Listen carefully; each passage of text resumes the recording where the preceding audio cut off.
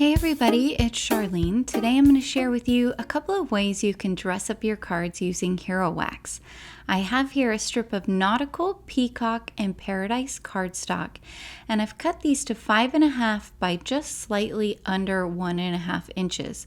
When you put them all together, they're going to create an A2 sized card panel that's 4.25 inches by 5.5. I have here a piece of double-sided adhesive that is cut to just slightly under an A2 sized piece of cardstock. I'm going to put it towards the corner here of my scoring tool, and then I can bring in the first piece of colored cardstock. I'm going to line this all the way to the edge in the corner and bring it down so that it adheres to the adhesive sheet. Now I can take this piece out and add my additional strips. I do that by pushing up against the first strip at an angle, making sure it is lined up right with the first strip and you see no gap in between the two pieces. Then I can drop it down and smooth it out, and I'll repeat that with the third strip. Once I have everything down, I like to use a bone folder to ensure that it's all adhered really well. You could do this on any size strip of cardstock that you would like. You could use thinner strips or thicker strips. I just thought these three colors would look really nice together. I have here the Snowflake patterned cover die, and you can see there are no edges on this, so it's not going to cut out a rectangle. That gives you a lot of options for different kinds of techniques. It's just going to cut out all of your snowflakes. So I'll line this up over the piece of cardstock that we created, and then I'll use a piece of low tack tape and I'll bring it around the edge of each side. That's going to hold our cover plate in place while we run it through the die cutting machine. Since I'm working with an adhesive sheet, I did go ahead and put a piece of copy paper underneath, and I used a shim in order to add some extra pressure when cutting these out. If you have trouble with double-sided adhesive sheets, you can always glue your strips of paper to a piece of thin copy paper, the kind you use in your printer, rather than using a double-sided sheet like I did. So now I can go ahead and pop out all of my little snowflakes. When I'm popping them out, I like to work with a tool and pop the edges out first and work my way towards the center. This works really well with snowflakes and keeps them from bending. You could leave this as it is and just put it over a piece of white cardstock and it would look really nice. You get this fun effect. But I'm going to dress this up by using some of the new Hero Wax. I have here Icelandic and wintergreen. I'm going to be using the Icelandic today. And I'll start by using my cover plate again, and I'm going to dry emboss my piece of white cardstock in my die cutting machine. Different machines will have different ways of doing this.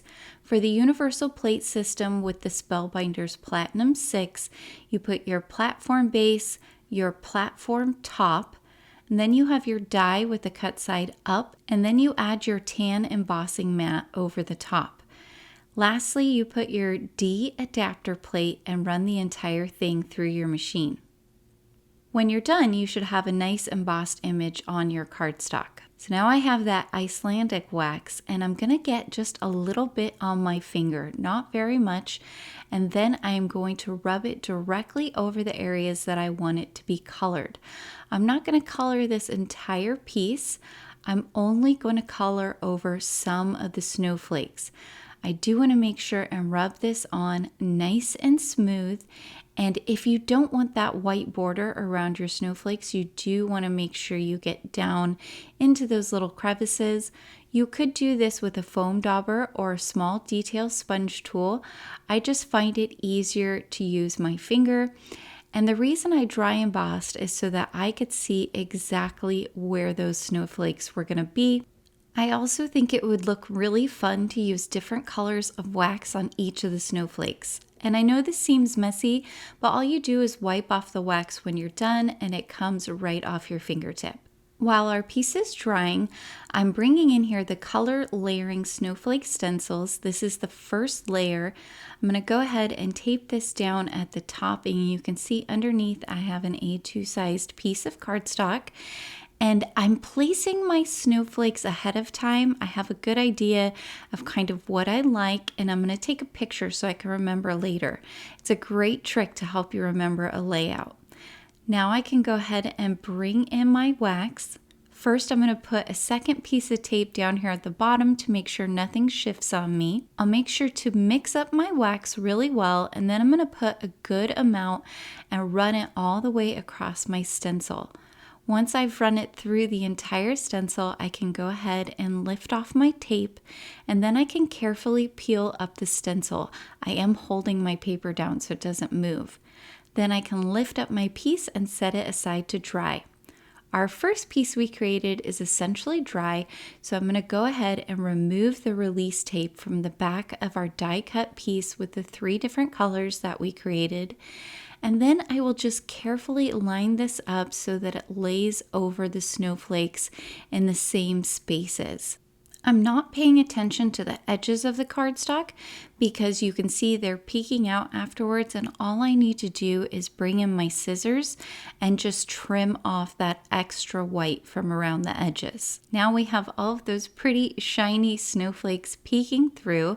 I'm going to go ahead and add some liquid glue all the way around on the back of the panel and then adhere it to my A2 sized card base, just taking it from corner to corner.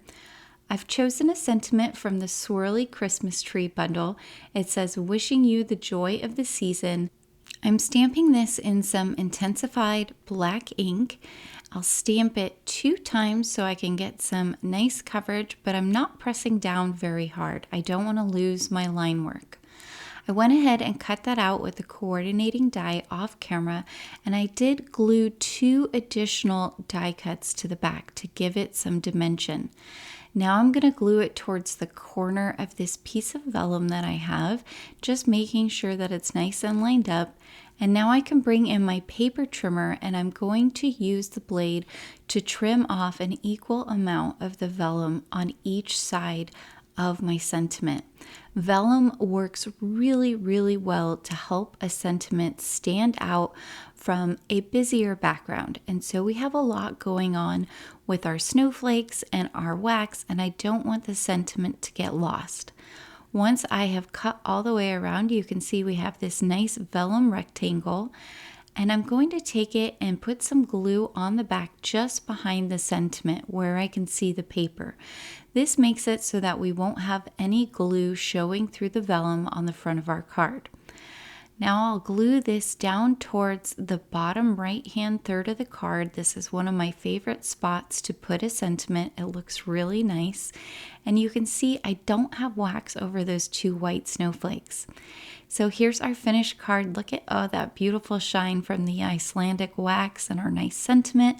Love, love, love. The wax on our stenciled piece has dried. It dries pretty quickly, and I've laid my snowflakes back out again based loosely on the picture that I took earlier.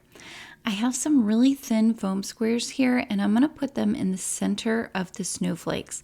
That way our snowflakes will get lifted up just a little bit and they won't get in the way of the wax at all. Once I've added them all down, I can go ahead and use my scissors just to trim off the excess snowflakes that are going off the edges of the cardstock. For our sentiment, I'm using the Joyful Christmas Messages bundle. I've chosen this one that says Peace and Joy, and again, I'll stamp this one out in Intens-ified Black ink. This is such a great ink for stamping. You get beautiful coverage and a really nice black color. I am going to stamp this a second time, so I'll go ahead and ink that up, flip it over, press and lift. Next, I'll go ahead and add glue to the back of our completed panel, and I can add this to my A2 sized card base. I added foam squares in differing thickness to the back of my sentiment, and now I'll bring that in and pop it right next to the blue snowflake. Here is our finished second card. You have all of that nice shine from the added wax through the stencil. And we still have that fun 3-color play just like our first card. Really easy to get this 2-for-1 result. Alright guys, I hope that you picked up some tips and tricks today. Please be sure to like and subscribe as well as hit that notification bell so that I can continue to bring you more crafty content in the future.